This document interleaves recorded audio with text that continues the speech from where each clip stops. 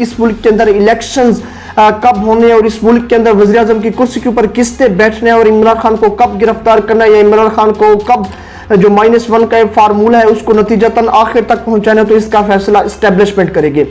20 साल पाकिस्तान के तमाम इदारे अपनी हदूद के अंदर रहकर काम करे तो पाकिस्तान तरक्की करेगा और ये एक हकीकत है। पर मोहतरमा मरियम नवाज साहिबा ने भी अपनी औकात और अपनी हैसियत के मुताबिक एक ओहदा मांग लिया। वो ओहदा सुनकर आपको भी यकीन करिए यहाँ पर आपकी हंसी निकल कर आ जाएगी। इमरान खान को टक्कर देने वाले लोगों की हैसियत ये आ चुकी कि वो एक छोटे छोटे ओहदों की भीख मांग रहे हैं। नवाज शरीफ साहब ने भी अपने जो जिहाज का रुख है वो बरतानिया से मोड़कर किसी और मुल्क की तरफ कर दिया। अब इसके पीछे क्या कहानी है, इसके पीछे क्या स्ट्रेटजी, वो भी मैं आपको बताता हूँ। ऐसे बिलावल भुट्टो जरदारी साहब पाकिस्तान के फ्यूचर प्राइम मिनिस्टर के उम्मीदवार, आप ये देखिए कि जापान के अंदर मौजूद है। एक सरकारी दावत के ऊपर उनके साथ आसफा भुट्टो साहिबा भी मौजूद है। ये इस मुल्क की जमहूरियत की कहानी है कि जी यहाँ पर जमहूरियत कम और बादशाहत मुझे दो खानदानों की ज्यादा दिखाई देती है। अस्सलाम वालेकुम नाज़रीन, मोहम्मद मुस्तहसन आपसे मुखातिब है। नाज़रीन, सीधा सीधा आज गुफ्तगू होगी, किसी भी सूरत कर का नाम नहीं लिया जाएगा, ना तो यहाँ पर यह कहा जाएगा कि ताकतवर लोग या ताकतवर हल्के एस्टेब्लिशमेंट ने यहाँ पर कुछ ताकतें बांटी थी इस मौजूदा पाकिस्तान के सियासतदानों में कि जनाब ये है आपकी भीख। यानी कि आप अगर ये समझते हैं कि पाकिस्तान के अंदर इलेक्शंस कब होंगे, कि इमरान खान को गिरफ्तार कब किया जाएगा, इसका फैसला आसिफ अली जरदारी ने करना है, नवाज शरीफ ने करना है या किसी और शख्स ने करना है सियासतदानों में से, तो ये बिल्कुल भी झूठ है।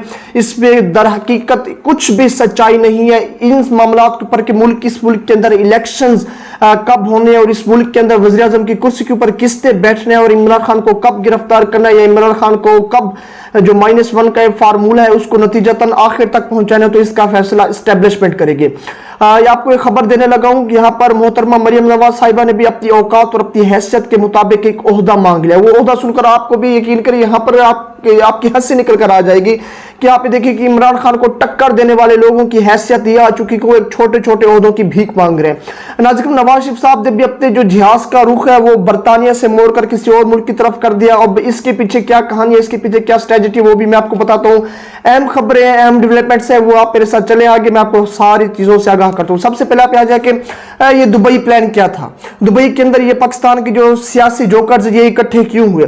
दरअसल इन सियासतदानों को मैं आपको कहूँ कि आप ये समझें कि ये पाकिस्तान के मुस्तकबिल का फैसला कर रहे थे या पाकिस्तान के हवाले से कि इलेक्शंस कब होगा। जिस तरह आपसे जरदारी साहब कहते हैं कि जब मैं चाहूंगा तब इस मुल्क के अंदर इलेक्शन होंगे, तो जनाब आप कौन है इस मुल्क के अंदर इलेक्शन कराने वाले।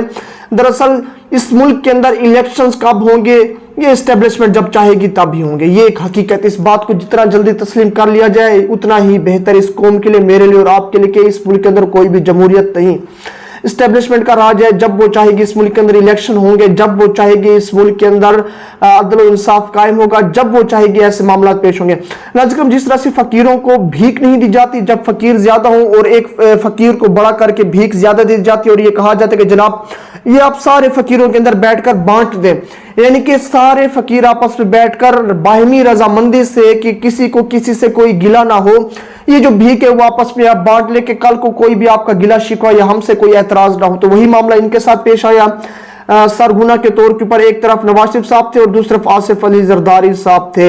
इनको ताकत जो आने वाले इलेक्शंस के बाद की, जो मैं कहूँ कि जिस तरह वज़ीर-ए-आला की सीट है, जिस तरह से मैं कहूँ कि वज़ीर दाखिला की, वज़ीर खारजा की, प्राइम मिनिस्टर की सीट के हवाले से, और ये सारी चीजें बता दी कि जनाब इन ओहदों के ऊपर आप आपस में कंप्रोमाइज कर दे और हमें बता दें, फिर हम आगे का फैसला करेंगे।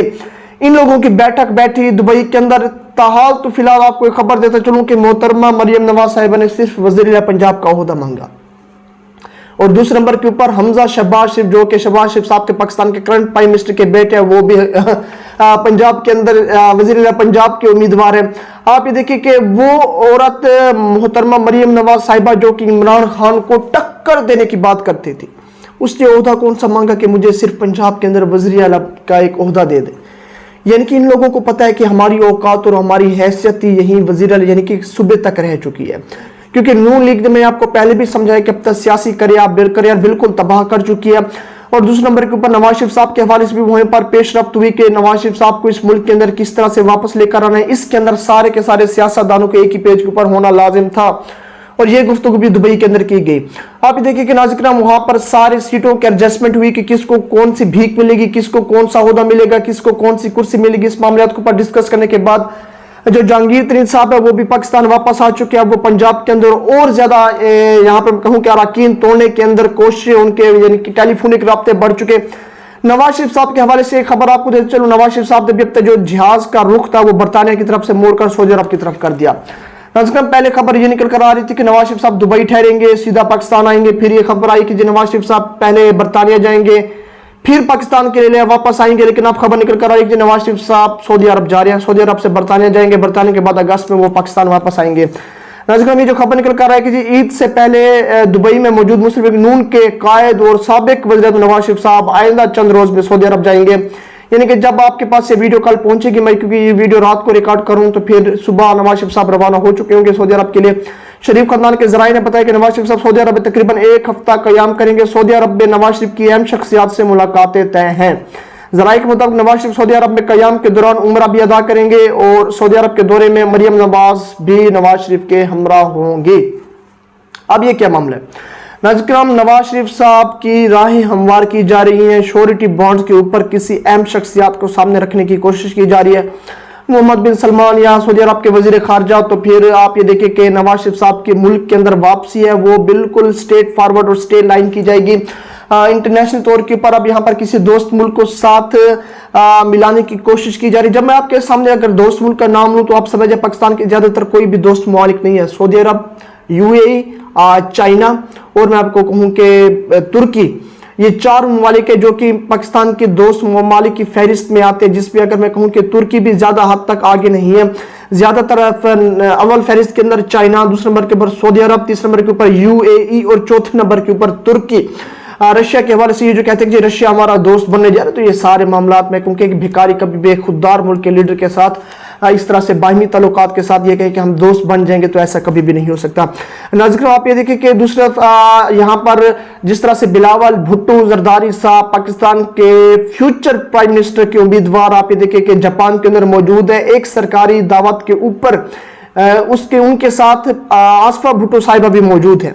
अब ये चीज काफी कंट्रोवर्शियल स्टेटमेंट के ऊपर कंट्रोवर्शियल साइड दे रही थी पाकिस्तानी आवाम को, और काफी ज्यादा यहाँ पर तनकीद का निशाना बनाया जा रहा था कि जी ये जो आसफा भुट्टो साहिबा है वो जापान में बिलावल भुट्टो जरदारी के साथ क्या कर रही थी, क्योंकि ये सिर्फ पाकिस्तान के वजीर खारजा को दावत थी। तो ना तो आसफा भुट्टो क्या कोई यहाँ पर सरकारी ओहदा है, ना तो वो कोई सरकारी मुलाजिम है, ना तो वो कोई पब्लिक होल्डर, तो फिर वहां पर वो क्या कर रही थी।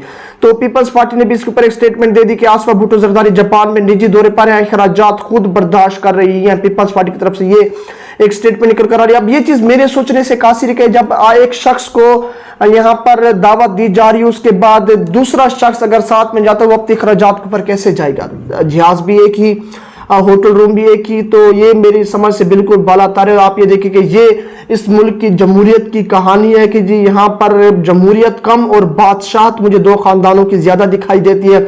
आप ये देखिए कि इस मुल्क की 75 साल तारीख के अंदर 30 से 35 साल तो एस्टेब्लिशमेंट की हुकूमत जाहिरी तौर पर, और उसके बाद जो 30 से 35 साल है वो बैकफुट के ऊपर तो एस्टेब्लिशमेंट की हुकूमत है, लेकिन सामने आपको जो बादशाह दिखाई दे रही है वो शरीफ खानदान और यहाँ पर जो मैं कहूँ कि यहाँ पर आसिफ अली जरदारी साहब पीपल्स पार्टी, यहाँ पर इन दो भुट्टो खानदान और यहाँ पर शरीफ खानदान की हुकूमत इस मुल्क के अंदर रही है। बादशाह इनकी कायम रही है, यानी कि इनकी नस्लों की नस्ल ही आगे चलती आ रही है।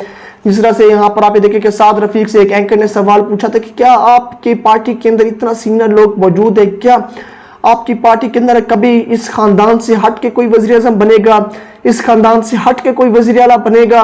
तो यहाँ पर साद रफीक भी खामोश हो गए, क्योंकि उन्हें भी पता था क्या मामलात है, बादशाह और हमारी औकात क्या है, किस तरह से हमें हमारी औकात में रखा जाता है। शहबाज शरीफ साहब ने भी एक स्पीच की और वो भी सुनने लायक थी, और उससे भी सुनकर आपकी हंसी ही छूटेगी कि शहबाज शरीफ साहब का ये कहना था कि जी तमाम इदारे 20 साल तक अपनी हदूद में रहे तो जी पाकिस्तान दिन दहाड़े तरक्की कर जाएगा। तो किस तरह से पाकिस्तान के अंदर 20 साल तमाम इदारे अपनी हदूद में रहे? क्या आपके अंदर इतनी हिम्मत है कि जो इदारे मुदाखलत कर रहे हैं पाकिस्तान की जमहूरियत के अंदर, पाकिस्तान की सियासत के अंदर, आप उन्हें सरेआम कटहरे के अंदर ये खड़ा करके कहे आप कोर्ट मार्शल कर सकते हैं, आप उनसे सवाल पूछ सकते हैं, इतनी हिम्मत तो नहीं। लेकिन आप ये देखिए कि ये स्टेटमेंट देने के ऊपर भी मैं बता देता हूँ कि 20 साल पाकिस्तान के तमाम इदारे अपनी हदूद के अंदर रहकर काम करे तो पाकिस्तान तरक्की करेगा। और ये एक हकीकत है, ये एक हकीकत है कि जिस दिन हर इदारे को ये समझ आ जाएगी कि हमारी हदूद क्या है, कि हमने इस हदूद से, इस हद से आगे नहीं बढ़ना, कि एक हर ایک ادارے کی ایک لائن ہوتی ہے, اس سے آگے اس ادارے نے نہیں بڑھنا ہوتا. جس دن پاکستان کا ہر ادارہ, ہر پبلک ہولڈر, ہر سیاستدان یہ سمجھ آئے گا کہ ہماری حد یہ ہے, ہم نے اس سے آگے نہیں بڑھنا, تو اس دن ملک ترقی کرے گا. تو مجھے تو ایسا قیامت تک ہوتے ہوا بالکل بھی نہیں دکھائی دے رہا. ان سارے معاملات کو آپ کی کیا رائے, آپ کی رائے سے مجھے کمنٹس کے اندر ضرور آگاہ کریں. تب تک کے لیے شکریہ.